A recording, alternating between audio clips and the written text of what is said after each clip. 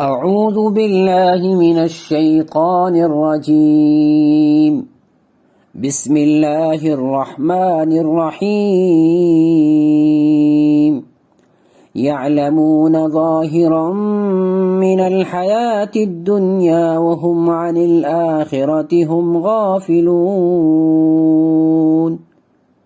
شروع کرتا ہوں اللہ کے نام سے جو بڑا مہربان نہایت رحم والا ہے۔ وہ دنیا کی زندگی میں سے ظاہر کو جانتے ہیں اور وہ آخرت سے غافل ہیں۔ کسی نے سوچا بھی نہیں تھا کہ عسکری اور مالی طاقت پر تباہ شدہ روم دوبارہ طاقت حاصل کر سکتا ہے۔ اسی طرح مکہ سے نکالے گئے مسلمانوں کی واپسی کا کوئی تصور بھی نہیں کر سکتا تھا۔ ہجرت کے دوران ظالم مشرکین نے مسلمانوں کو مکہ میں ان کا ساز و سامان لینے کی اجازت تک نہیں دی۔ یہ حیران کن ہے کہ جن لوگوں کو شہریت دینے سے انکار کیا گیا تھا وہ اپنی زمین کیسے واپس حاصل کرنے میں کامیاب ہو گئے۔ یہ سب کچھ صرف 10 سالوں میں ممکن ہوا۔ مخالفین سمجھ گئے کہ یہ سب ناممکن ہے۔ وہ سمجھتے تھے کہ سب کچھ ان کے اپنے ہاتھ میں ہے۔ یعلمون ظاہرا من الحیاة الدنیا وهم عن الآخرة هم غافلون۔ وہ دنیا کی زندگی میں سے ظاہر کو ہی جانتے ہیں اور وہ آخرت سے بالکل غافل ہیں۔ وہ صرف ظاہر کو دیکھتے ہیں۔ وہ دنیاوی زندگی کے صرف ظاہری پہلو کو ہی سمجھتے ہیں۔ انہوں نے اس دنیا کی قوت محرکہ اللہ کو ٹھیک طرح سے سمجھنے کی کوشش نہیں کی۔ انہوں نے صرف مادی دنیا کو سنجیدگی سے لیا۔ وہ آخرت کے بارے میں سوچنے یا اس کے مطابق زندگی کا نقطۂ نظر اختیار کرنے کے لیے تیار نہیں تھے۔ جو چیزوں کو صرف سطحی طور پر دیکھتے ہیں اس لیے ان کا علم بہت محدود ہے۔ قرآن کہتا ہے کہ لوگوں کی اکثریت ایسی ہی ہے۔ قرآن زندگی کے بارے میں ایک جامع نظریے پر انسانوں کی توجہ مبذول کراتا ہے۔ سب سے پہلے اس خیال کو درست کرنا ضروری ہے کہ یہ دنیا ہی سب کچھ ہے۔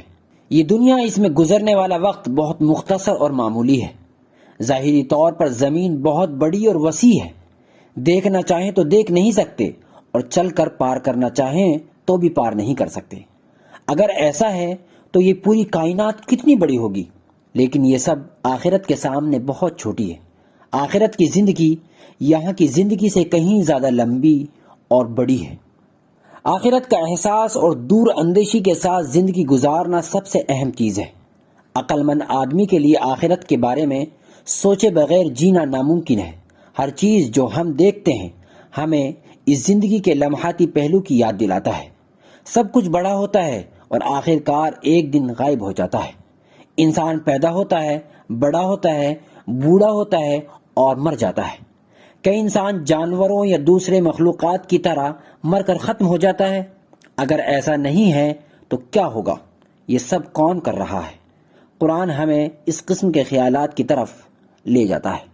اولم يتفکروا فی انفسهم ما خلق اللہ السماوات والارض وما بینہما الا بالحق واجل مسمى وان کثیرا من الناس بلقاء ربهم لکافرون۔ کیا ان لوگوں نے اپنے دل میں یہ غور نہیں کیا کہ اللہ تعالیٰ نے آسمانوں کو اور زمین اور ان کے درمیان جو کچھ ہے سب کو بہترین قرینے سے مقررہ وقت تک کے لیے پیدا کیا ہے؟ ہاں، اکثر لوگ یقیناً اپنے رب کی ملاقات کے منکر ہیں۔ کیا آپ نے کبھی اپنے جسم کے بارے میں سوچا ہے؟ انسان دنیا کے بارے میں سوچنے سے پہلے اپنے وجود کے بارے میں سوچ لیتا اور اپنے وجود کی فکر کرتا تو اپنے اندر سے ہی یہ ثبوت مل جاتا کہ اس دنیا کے بعد دوسری ایک دنیا ہے۔ انسانی جسم ایک سیل سے لے کر پورا جسم حیرت انگیز نظام کا مجموعہ ہے۔ اللہ سبحانہ و تعالیٰ نے اس دنیا کی ہر ایک چیز کو ایک واضح مقصد سے پیدا کیا ہے۔ اس نے ہر چیز کے لیے ایک ترتیب مقرر کر کے رکھی ہے۔ ہر مخلوق صرف ایک مقصد کے لیے تخلیق کی گئی ہے۔ کائنات کی تخلیق حق کی بنیاد پر ہوئی ہے اور یہ کائنات اسی کے مطابق موجود ہے۔ زمین، آسمان، سورج، چاند، ستارے اور سیارے، انسانوں کی ہوئی دریافت اور نہ کی ہوئی دریافت، بہت سی چیزیں سب کی سب اللہ نے زیرو سے پیدا کی ہیں۔ ہر ایک منظم طریقے سے بڑھتا گیا. ہر چیز اور ہر مرحلے کا ایک مقررہ وقت ہے. اس وقت کے بعد اس کا زوال شروع ہو جائے گا. دوبارہ اس حال میں پہنچ جائے گا کہ وہ چیز موجود ہی نہیں تھی. کیا یہ سب خود بخود ہو رہا ہے؟ اگر نہیں تو یہ سب کون کرتا ہے؟ ہر انسان کو اللہ تعالیٰ کے حضور حاضر ہونا ہے جو کائنات کا خالق اور پالنے والا ہے. لیکن جو لوگ دنیاوی زندگی کے صرف ظاہری حیت کو سمجھنے کی کوشش کرتے ہیں وہ آخرت سے غافل ہیں. جو یہ نہیں سوچتے کہ آخرت میں رب سے ملیں گے اور وہ اس پر یقین نہیں رکھتے، ایسے لوگوں کی تعداد زیادہ ہے. آپ مانیں یا نہ مانیں، تقدیر کو آپ روک نہیں سکتے. اللہ تعالیٰ ہماری حفاظت فرمائے. آمین یا رب العالمین.